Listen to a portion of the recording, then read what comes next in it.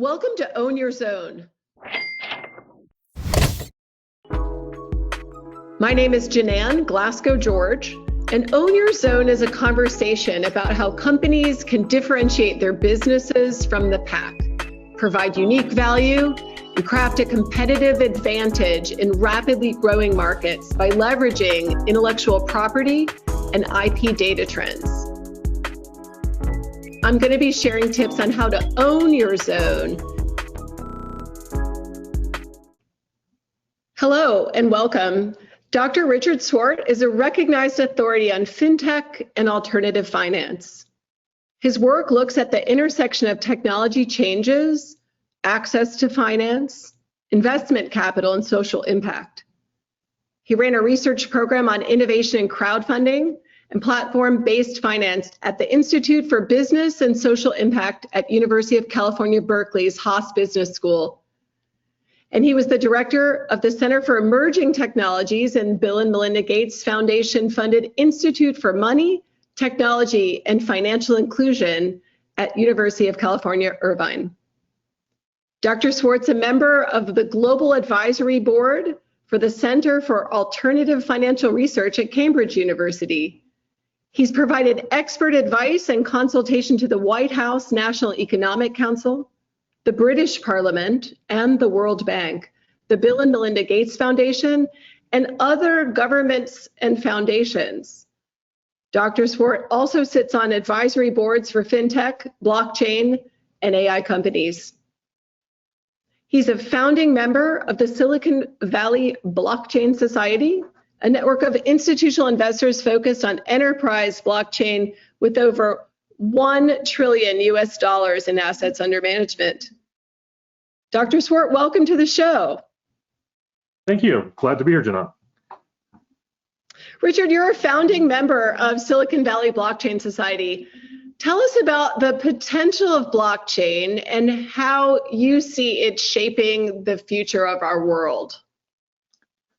That's a broad question, but I think the simplest way of thinking about blockchain is a fundamental rethinking of the architecture of the internet. Don Tapscott is a good friend of mine, has recently said that he believes more money will be made in blockchain-based technology companies than has been made in all web technology companies in history to date.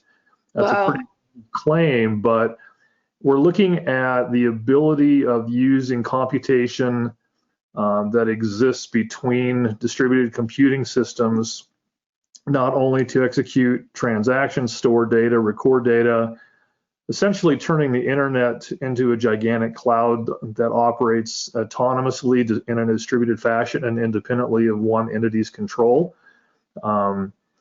I'll give you one example of how it may be transformative. The London Stock Exchange Group, which is not just the London Stock Exchange, but also a technology company that powers 23 other stock exchanges around the world, they're converting their entire architecture to blockchain. And so if you think about the most conservative and established and longest standing financial exchange on the planet, moving their entire business onto the blockchain gives you some idea of the importance this technology holds. It is going to radically decrease transaction costs, settlement costs. It's going to make international fund transfers almost instantaneous and free. It's going to allow for dramatic increases in cybersecurity, and also it's going to allow rethinking of how you do valuation of assets, for example, commercial real estate assets. And I could go on for a long time, but the technology is a fundamental rethinking of distributed architecture, and it is going to be, it's going to take years. I mean, it's definitely having fits and starts as it develops, but it could potentially become more important than the internet protocol itself. It definitely seems like a daunting and monumental task to undertake to transform financial institutions of this magnitude, and yet many companies are moving in this direction as well. How should companies be utilizing and capitalizing on blockchain technology if they haven't already done it? Do you have some advice for companies? I wish I could say there's one particular consulting group or one particular expert who is the definitive go-to source, and unfortunately, there's still a lot of emerging practice. I think the question is to look at where there are dramatic inefficiencies in your data transfers, or where there are processes that are still highly manual that could be converted into technology if you could do it at maybe 1% or 5% of the cost, which again is a bold claim, but an example of that would be real estate title transfers, title recordings. There's a massive movement within the real estate industry to move everything onto the blockchain. And there's discussions of literally being able to get rid of title offices and doing everything electronically. So I sort of think about, look for legacies, look for inefficiencies, look for where there are dramatic costs that involve humans touching data and interpreting data, not in the sense of an analyst, but in the sense of moving and creating and recording and looking through file cabinets. And there's still a lot of paper floating around the world. Most of that will be on the blockchain within 10 years. So if you could get out ahead of driving those inefficiencies out of your systems, that's the promise that blockchain offers. Now, there's a lot of questions about blockchain. There's a lot of energy consumption. There's a lot of emerging protocols. It's still early and nascent, but I would definitely start reading and thinking deeply. And my favorite person is Don Tapscott, just because of his 30-year record of being a transformative technology futurist. But there's others out there as well. And also pay very close attention to what JP Morgan is doing, and Citibank, and some of the large financial institutions. Obviously, they have the cash and the ability to be first movers in this market, and they certainly are the largest patent holders in blockchain technology in the world. So I pay attention to what patents are being filed, and I pay attention to what the big boys are doing. I think medicine is a huge area. I think supply chain and logistics is going to be a huge area. There's a lot of work around blockchain and digital identity and cybersecurity, as well as blockchain for financial services. So if any of your listeners' businesses touch any of those four areas, they need to be paying a lot of attention. Absolutely. And as you probably know, our platform, Patent Forecast, tracks patent investments across a lot of sectors.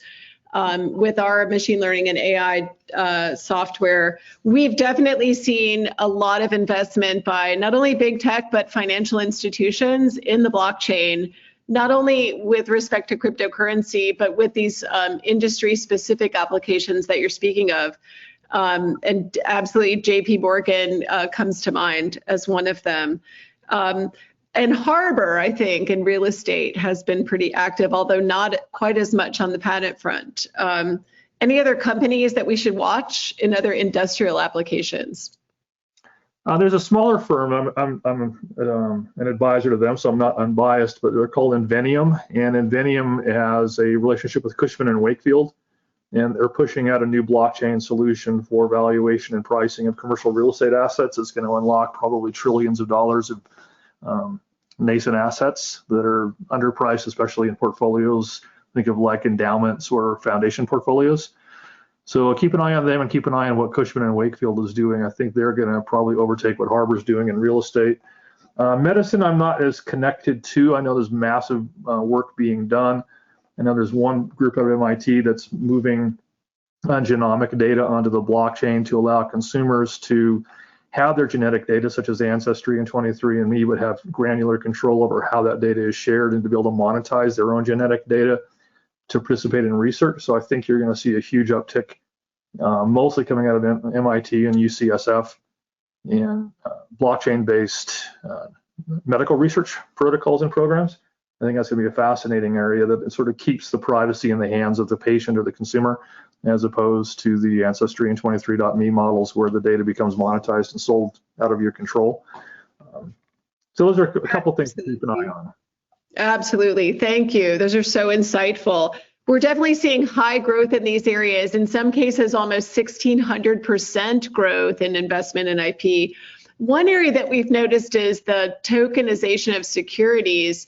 There are some large players, of course, that are doing interesting things with secondaries markets, like NASDAQ, secondaries markets, Forge, Carta. A small company that we're watching is Equity Shift, who's been using a blockchain-based platform to make this accessible. What other fintech applications are you seeing, or things that you think we should keep an eye on? Well, I think you're absolutely right, Jen. It's important to understand when I said the London Stock Exchange is moving to blockchain architecture, that also means that all securities listed everywhere are going to be tokenized. So you're seeing a drumbeat towards the tokenization of all securities across all capital markets happening within the next few years. I think that is an inevitable outcome of this technology. I believe that, again, I don't want to pick individual companies, but sure, the secondary markets are growing dramatically. You're also seeing a shift towards, or away from venture funds for allocation, and a lot of data being encapsulated about companies into these securitized tokens that are going to allow a lot of direct investing activity, even by sophisticated or institutional investors, at dramatically lower costs with greater data transparency. So it keeps the regulators happy, it makes the investors' diligence easier, standardize the data that's presented by companies seeking equity investing. So hopefully this will be a lubricant to increase capital allocation, and frankly, an antidote to some of the socially based network effects of getting capital. You go to Stanford and you go to the right club, or you're golf on the right course if you want to get that. We all know that that's a highly inefficient system, which is stifling innovation in America. So I think that these blockchain-based or tokenized-based models are going to unlock a massive amount of capital in the near future. Absolutely, absolutely. We're also watching some markets that seem unlikely to be leaders in innovation. For example, in the traditional electric utilities sector, some move toward blockchain-based settlements. Those settlement systems haven't been touched in a long time. Decades. Can you think of some other industries that are perhaps due for an upgrade, such as utilities? Utilities, energy, supply chain. A lot of logistics is still really, really antiquated. Shocking the amount of fax machines that are still being used around the planet. Right. So those are examples. Real estate, of course, is a massive area. Medical records, I mean, I think there are multiple thousands of EMR or electronic medical record solution providers out there, and none of the systems talk to each other, and that's by design. People are trying to keep monopoly power. I would not be surprised, and I don't have any intelligence that I can back this up, but just a gut instinct is that the U.S. government will probably mandate some sort of a blockchain-based medical records solution. The CMMS is the largest medical bill payer in the world. Right. And we know that there's a massive hundreds of billions of dollars of fraud going on in the medical system and waste. So I think that the government will move towards a blockchain-based EMR standardization protocol within the next several years. Obviously, there's going to be political pushback from the insurance companies, but I would expect that to be an area where they could, just drastically increase patient outcomes, improve health, and drastically cut costs. So I think healthcare and insurance and pharmacies and medical data is going to be a major area of growth. Absolutely, absolutely. This is just fascinating. I know that you share an interest, as you mentioned, patents before, but looking at predictive models, maybe some AI-driven predictions in decision-making for some areas like investment. You mentioned venture capital and corporate innovation. Do you think it's possible yet to really predict investment in these areas? Well, I hope so. I've been spending the last 5 years of my life working in that area. The part of the problem is understanding AI. So most people think of AI as machine learning and large data, looking at historical data and trying to find a needle in the haystack. And what I've been working on, and I'm not taking any credit. I mean, I'm an advisor to some people that have been working in AI for decades. But the models that we're using use what's called human collective intelligence modeling, which is basically saying that the smartest outcome is not to argue about human insight versus computational power, but to get computers and humans to reason together. The book Superminds by Thomas Malone is a good example of that, or Super Forecasting by Phil Tetlock are books that talk about this ability of increasing humans' ability to make better judgments and predictions in uncertainty. And then the question is, can you actually use AI systems to make humans better at their job? So One of the companies I advise is called CrowdSmart, and that's exactly what they do. Is they build investment predictions based on an AI system operating against the opinions of experts or a diligence committee or an investment committee, and helping to surface ideas that aren't necessarily getting enough attention to, or helping to break some of the social bias and political dynamics that affect decision making. And it's dramatically more effective than traditional models. An example is the University of California is now the office of the president, basically their regents or their foundation, is now using it to do all of their investments across all asset classes. So this idea that you can look at a set of data without a huge amount of historical precedent, like an early stage startup in an emerging technology field where there's not a lot of comps, but use AI to refine and empower the humans to do a better job is sort of what I think the frontier of AI in investing is. There's been dozens and dozens and dozens of companies, SignalFire being one of the best known, that have attempted to use pure quantitative models, and the outcomes have not been good. And what we found is that a lot of institutional investors are unwilling to rely on computer output, so it just becomes one of multiple data points. But if you actually do a rigorous analysis of how people make those investment decisions, the AI produced outcomes oftentimes are not what are actually used in making the decision. So they spend a lot of money on technology, and my joke is that venture capitalists will invest in technology, but they're loath to use technology. For sure. I think many would agree with you on that. It's a great quote. So it sounds like you're focused on transitioning to this platform-based investing. Do you want to speak a little bit more about that in terms that business owners and executives? Yeah. No, I'd be happy to. So, the beginning of all of this was peer lending and crowdfunding, version 1.0 10 years ago or 9 years ago. But the idea that you could list security and do so legally, and you could solicit investors without running afoul of the SEC was the genesis of the early crowdfunding legislation. What happened was it got snapped up by private equity and real estate firms, and they realized this idea of syndication of investing on technology platforms works. About the same time, there was also a huge report by the Kauffman Foundation, which poked huge holes in the venture capital industry and talked about how very few firms are actually profitable and the vast majority underperform the S&P. Wow. So a lot of institutional investors and family offices said, why am I paying these huge fees to venture capital funds? We can do this ourselves. And there's these new technology systems out there that allow me to find and discover deals. So a lot of the value proposition of venture capital went away. The fees are too high and the returns are too low. Now, obviously the top 5 firms capture almost 90% of all profits in venture capital. Out of the thousands of funds out there, the top 5 basically dominate everything. So smaller funds have a really hard time. So there's a sort of a movement away from venture capital from the founder's point of view, excuse me, as well as a decreased interest in using venture funds from the large money, the retirement funds, hedge funds, pension funds, institutional guys. So you've seen this dramatic increase in platforms. Some targeting family offices, like ShareNet is a good example. They have almost 500 family offices that invest together. You have others that are looking at real estate deals. You have others that are using Regulation A. But we're seeing a dramatic increase. And ironically, one of the effects of COVID has been a 2x increase in funding on most of these platforms.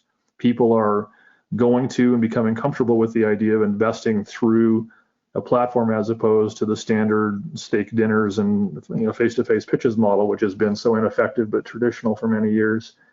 So I think if you are a company seeking capital, I would find advisors that sort of understand some of the intersection between technology and regulation. But crowdfunding got a bad name, but these platforms aren't just crowdfunding. They are sometimes bringing in institutional money, sophisticated money, family office money, and there are options available. Now, oftentimes they need to have some momentum. Getting out of the starting gate early, friends and family and seed, that's still hard. But once you have some momentum, there are options available to companies that don't involve talking to venture capitalists. I think that's a welcome word for most early stage companies who have some traction in the market. This is fantastic. I wish we had more time with you, Richard. I hope we'll be able to circle back on a future episode, but we really appreciate you coming on to our show, Own Your Zone. And before we close, tell people where they can find you. Just richardswart.com is the best way to find me. I actually got rid of all social media. I know that's the crazy, don't do it, but I quit all social media other than LinkedIn and my own website. So probably the best way to find me is to look me up, Richard Swart, PhD on LinkedIn. Fantastic. Thank you so much. Thank you. It was a pleasure. Pleasure. Thanks a lot. My name is Janan Glasgow-George, and Own Your Zone is a conversation about how companies can differentiate their businesses from the pack, provide unique value, and craft a competitive advantage in rapidly growing markets by leveraging intellectual property and IP data trends. I'm going to be sharing tips on how to own your zone